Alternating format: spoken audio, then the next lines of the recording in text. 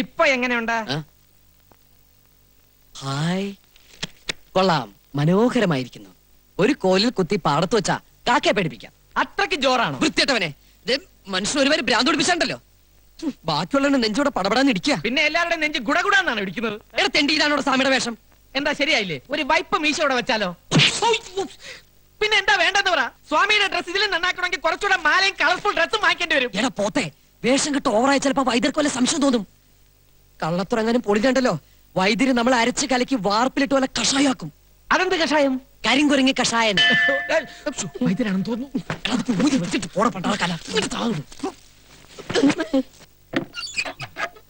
ആതിര കുഞ്ഞായിരുന്നോ? എന്തേ? സ്വാമി ഒന്ന് കാണാൻ വന്നതാ. സ്വാമി ആസനത്തിലാ. എന്താ? യോഗാസനത്തിൽ ധ്യാനിച്ചുകൊണ്ടിരിക്കുക.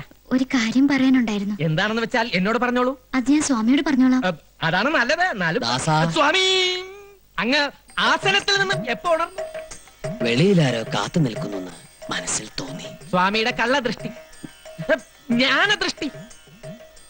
മനസ്സിലെ ആഗ്രഹത്തിന് മാർഗതടസ്സമായി ആരോ വരുന്നു അല്ലേ? അതെ, എന്റെ മുറച്ചെറുക്കനാ. പക്ഷേ അറിയാം, ബാലഗോപാലിനെ ആദരിക്ക് ഇഷ്ടമല്ല. മനസ്സിൽ വേറൊരാളെ കുടിയിരുത്തിയിരിക്കുന്നു. പേടിക്കണ്ട, മാർഗതടസ്സം നാം നീക്കിത്തരാം.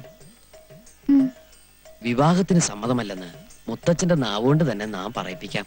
അതെ, ആ ബാലഗോപാലിനെ എണ്ണ തേപ്പിച്ച് കുളിപ്പിച്ച് പതപ്പിച്ച് പുതപ്പിച്ച് ഇവിടുന്ന് പാഴ്സൽ ചെയ്തോളാം. എന്താ പോരെ? അത് നടക്കോ സ്വാമി? നടത്തിത്തരാം. തൽക്കാലം മുത്തശ്ശന്റെ മുത്തശ്ശിയുടെ മനസ്സ് വിഷമിപ്പിക്കണ്ട. വിവാഹത്തിന് സമ്മതമാണെന്ന് പറഞ്ഞോളൂ. ബാക്കി കാര്യം നാം ഏറ്റു. എന്നാ ഞാൻ പോയിക്കോട്ടെ. കുട്ടി സമാധിയായിട്ട് പൊക്കോളൂ. സമാധാനായിട്ട് പൊക്കോളൂ. അനന്താ, സ്വാമി വിളിച്ചോ? പത്മനാഭനെ വിളിച്ചതാ. അനന്ത പത്മനാഭ, നീയും നിന്റെ ഒരു അനന്തനും വിടിലടി ഞാൻ. അതൊക്കെ വേഗം അങ്ങോട്ട് കേട്ടാ, അങ്ങോട്ട് കൊണ്ടുവയ്ക്കാം. അവിടെ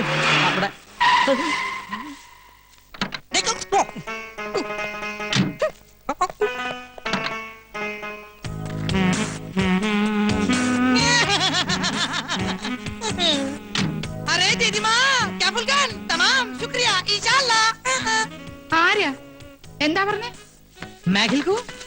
മനസ്സിൽക്കൂ, എന്നെ മനസ്സിലായില്ലേ? ഞാൻ ബാലഗോപാലൻ. എന്റെ കുട്ടിയെ, എനിക്ക് നിന്നെ കണ്ടിട്ട് മനസ്സിലായില്ല. നീ അങ്ങ് കറുത്തു പോയല്ലോടാ. അയ്യേ, ഞാൻ കറുത്തതല്ല ദീദിമാ, ഇത് ഞാൻ കറുപ്പിച്ചതാ. ഇതാണ് ഒളിമ്പിക് സ്റ്റൈൽ. ജസ്റ്റ് ഫോർ കാലൂസ്. മുത്തച്ഛൻ എവിടെ? മുത്തച്ഛനോ? ആ, നിന്നെ കൊണ്ടുവരാനായിട്ട് കാലത്ത് കാറുമായിട്ട് പോയതാ. എന്നിട്ട് ഞാൻ കണ്ടില്ലല്ലോ. അയ്യോ, ബാലേട്ടനെ കണ്ടിട്ട് വൈദ്യരമ്മ തിരിച്ചറിഞ്ഞിട്ടുണ്ടാവില്ല. അത് നേരാ. എയർപോർട്ടിൽ വന്നിറങ്ങി ഉടനെ ഞാനൊരു ടാക്സി വിളിച്ചിങ്ങ് പോന്നു. നിങ്ങളെല്ലാം കാണാനുള്ള അതെ. Oh my god, my dear മർമാണി മാമ. മർമാണി മാമന് ഒരു വ്യത്യാസമില്ല. അതെ, പാനുവതിയും കൂടെ കൂട്ടി വരാറുന്നില്ലേ നിനക്ക്? അച്ഛൻ ഒറ്റയ്ക്കാക്കിട്ട് അമ്മ പോരോ? അച്ഛനാണെങ്കിൽ നിന്ന് തിരിയാൻ പറ്റണ്ടേ? എന്തു പറ്റി? നടുവിന് വല്ല ഉളുക്കും വീണുവോ? ഉളുക്കല്ല, തിരക്കൊണ്ട. ഓ, തിരക്കുണ്ട്. ആതിരെവിടെ? അവൾ അകത്തുണ്ട്. എന്നിട്ട് എന്നെ എതിരേൽക്കാൻ വന്നില്ലല്ലോ. ബസ്മതി, ആതിരെ ഒന്ന് വിളിക്കൂ. താലോ നിലവിളക്കോ വല്ലതും എടുക്കണോ? അതിനൊക്കെ ഉള്ള സമയം വരുന്നില്ലേ ഉള്ളൂ. തൽക്കാലം ആതിര മാത്രം മതി. ആ, വിളിക്കൂ. ലോകത്തിലേക്ക് ഏറ്റവും വലിയ അലവലാതിക്കുള്ള ഒളിമ്പിക് സ്വർണം നിനക്ക് കിട്ടൂന്നായിരുന്നു എന്റെ പ്രതീക്ഷ. പക്ഷെ ഇപ്പൊ മനസ്സിലായി, നിനക്ക് വെള്ളിയേ കിട്ടുള്ളൂ. Thank you. അതൊക്കെ ആയിക്കോട്ടെ. ഇവനെ ഇവിടുന്ന് പറഞ്ഞു വിടാൻ സാമി ഇത്തിരി കഷായം കുടിക്കേണ്ടി വരും. ഓ, ആ, വന്ന കാലം നിക്കാണ്ട് കുട്ടി ഇങ്ങടെ അകത്തേക്ക് വരൂ. ആതിര വരട്ടെ. ആ പെട്ടിയും പ്രമാണൊക്കെ എടുത്ത് തെക്കിനിയിലേക്ക് വെക്കാ. ഓക്കേ. ലഗേജ് എല്ലാം എടുത്ത് യാണി മാമനെ അല്ല മർമാണി മാമനെ ഏൽപ്പിച്ചേക്കൂ. ഏതാ ഈ വെള്ളപൂശിയ കുഴിമാടം? കുഴിമാടമല്ല, കൃഷ്ണൻകുട്ടി. എന്താ കുറുന്തോട്ടിയോ? കുറുന്തോട്ടിയല്ല, കൃഷ്ണൻകുട്ടി. ഗൾഫിൽ എല്ലാവരും എന്നെ ചകൻ ഛാ എന്ന് വിളിക്കും. ബാലഗോപാലൻ സാറിന്റെ personal assistant cum body guard. Oh, ഗൾഫിൽ നിന്ന് രസായനം മാറ്റാൻ കൊണ്ടുവരാന്ന് പറഞ്ഞത് ഇതിനെ ആവും അല്ലേ?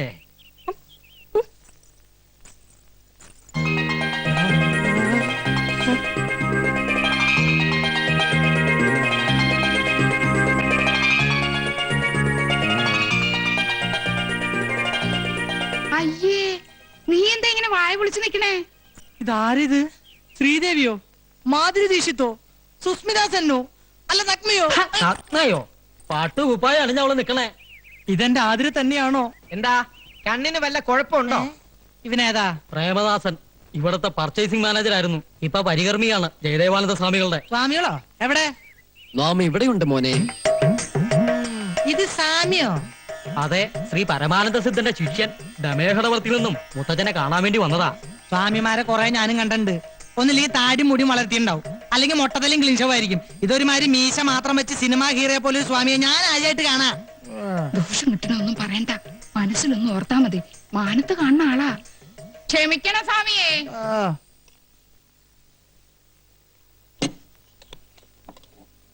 വസു, ഞാൻ എത്തി. പുന്നാരും ഒന്നും വേണ്ട. ആരാ അകത്തേക്ക് വരാൻ പറഞ്ഞേ? പകർച്ച വാങ്ങാൻ. അടുക്കളപ്പുറത്ത് നിന്നാ മതി ഞാൻ പറഞ്ഞിട്ടില്ലേ? ഇത്രയും ക്രൂരത കാണിക്കരുത്. നിനക്ക് വേണ്ടിയാ ഞാൻ ഈ വേഷം കെട്ടിയത്, നിന്നെ ഒന്ന് കാണാൻ.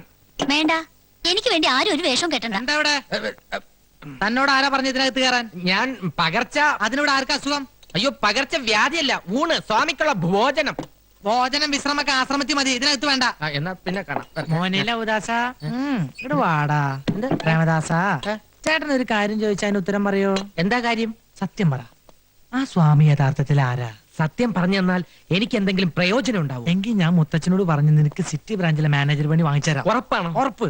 പക്ഷേ ഞാനാണ് ഈ വിവരം പറഞ്ഞു തന്നതെന്ന് ആരും അറിയാൻ പാടില്ല. ഇല്ല, അയാൾ നമ്മൾ ഉദ്ദേശിക്കുന്ന ആളൊന്നുമല്ല. ഞാൻ പറഞ്ഞില്ലേ, അയാൾ മഹാ? മഹാജ്ഞാനിയാണ്.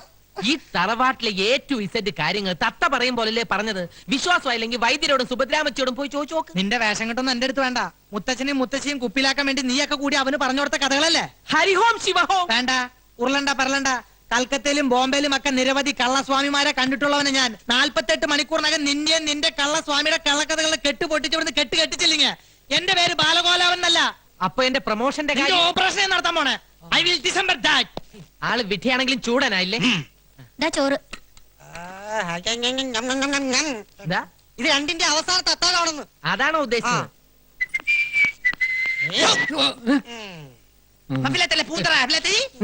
താൻ സിറ്റി ബ്രാഞ്ചിലെ സെയിൽസ്മാൻ അല്ലേ? അതെ.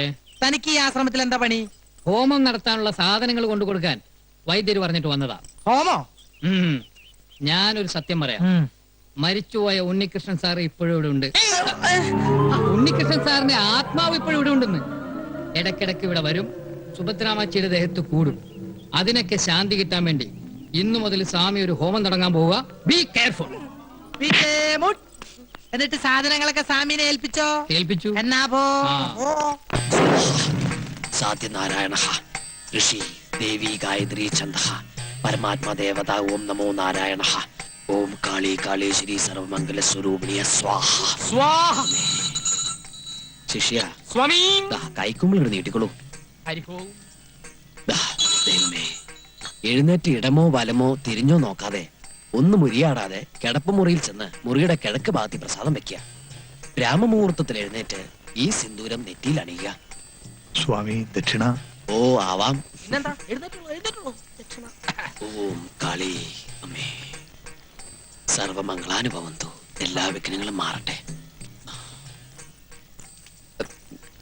ആകാശം തന്നെ അത് share ചെയ്യാം. ദക്ഷിണ എനിക്കുള്ളത് Share ചെയ്യാൻ പോക്കത് വെച്ചാ.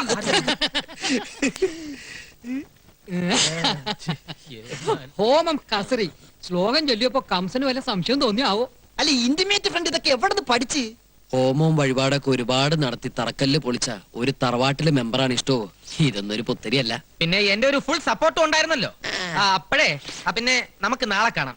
എനിക്കൊരു സ്ഥലം വരെ പോവാനുണ്ട്. അതെന്താ അത്ര അർജന്റ് ആയിട്ട്? നമ്മുടെ പതിവുള്ള പൂജയ്ക്ക് ഇതില്ലേ? അതെ, ഹോമം തുടങ്ങുന്നതിന് മുമ്പ് തന്നെ 2 ചെറിയ ഡോൾബി ഞാൻ പൂജിച്ചു. മുത്തപ്പ, നിങ്ങൾ തുടങ്ങിക്കോ, ഞാൻ ജോയിൻ ചെയ്തോളാം. പിന്നെ ഒരു കാര്യം പറഞ്ഞ ആരും ബഹളം ഉണ്ടാക്കരുത്. മരുന്ന് ശാലയിൽ നിന്ന് ഞാൻ 2 ഉരുളി എടുത്തിട്ടുണ്ട്. വിറ്റോ? വിറ്റിട്ടൊന്നുമില്ല. ഒരു കല്യാണ പാർട്ടിക്ക് വാടകയ്ക്ക് കൊടുത്തിരിക്കുക, നാളെ കിട്ടും. പിന്നെ 2 തൂക്കുകളൊക്കെ എടുത്തിട്ടുണ്ട്. അതിവിടെ നിലവറെ കിടന്ന് ചുമ്മാ ക്ലാവ് പിടിക്കല്ലേ. അതവിടെ ക്ലാവ് പിടിച്ചിട്ട് നിനക്കെന്താ? പേടിക്കണ്ടെന്നേ. പിന്നെ വാടക ഇനത്തിൽ കിട്ടുന്ന ഡോൾബി ഉണ്ടല്ലോ, അത് നമുക്ക് പൂജയ്ക്ക് എടുക്കാം. എന്താ? അങ്ങനെയാണെങ്കിലും ഓക്കെ അല്ലേ? ഓക്കെ അല്ലേ? അതെ, ദക്ഷിണക്കാശ് കൊണ്ട് തൊട്ട് നിൽക്കാൻ എന്തെങ്കിലും വാങ്ങിച്ചോളൂ, ഇല്ലേ വയറരിയും. എന്റെ നെഞ്ചിരിയ ഇവന്റെ തരികിടെങ്ങാനും വൈദ്യരറിഞ്ഞാലുള്ള സ്ഥിതി ഒന്ന് ആലോചിച്ച് നോക്കിയേ. എന്റെ പറശ്ശിനി കട മുത്തപ്പ, ഇവറ്റകളെല്ലാം കൂടി എന്നെ വഴിയാധാരാക്കോ?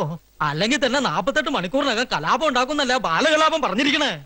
48 മണിക്കൂറിനല്ലേ അവൻ പറഞ്ഞത്? 24 മണിക്കൂറിനുള്ളിൽ ഒരു മുൻകൂർ പാര അങ്ങോട്ട് വെച്ചു കൊടുത്താലോ?